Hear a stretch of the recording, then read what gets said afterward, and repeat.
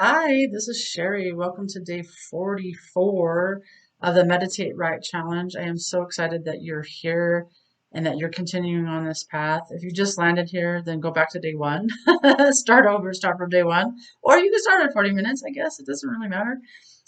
We are actually going to be adding time today. We're going to add another 5 minutes. So we're at 40 minutes of writing and 40 minutes of meditating. Phenomenal. Highly encourage you to do it. This is work that transforms from the inside out. And today I wanted to talk about one of my favorite topics, which is self-compassion. And here is here is what it looks like. It's having compassion for yourself in things that maybe you did in the past that you didn't like that you did. I was working with someone who she was like, I really hate that I did that. I don't like the person that I was. And that's the time, right? This is the time where you can go back to those places and give yourself some compassion. There was a time where when I was younger where I did something when I was 8 that I had a lot of shame around. And I really had to go back and forgive myself and offer myself some love and compassion around that time. And I really when I did that I was able to see things differently.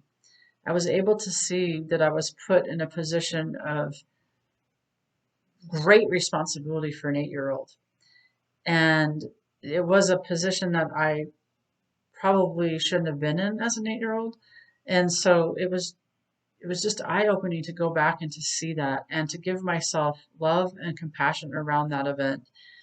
And so what I want you to do for this is a big one, is really look at where those places in your life where you could offer yourself some compassion.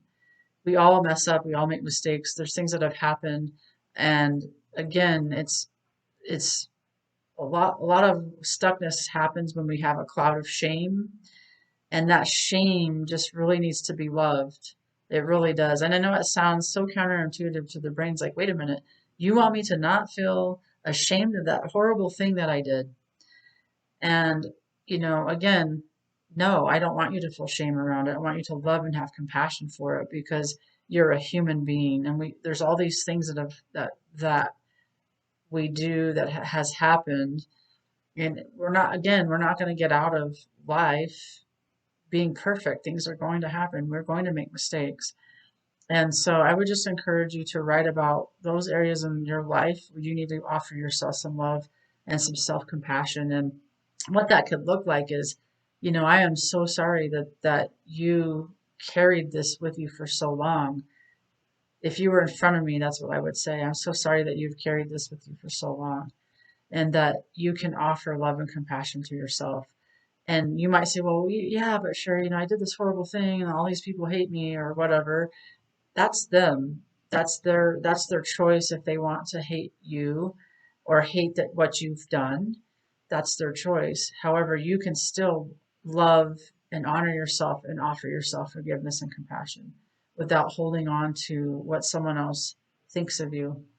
And again, I've harbored some really awful unforgiveness towards myself for many years.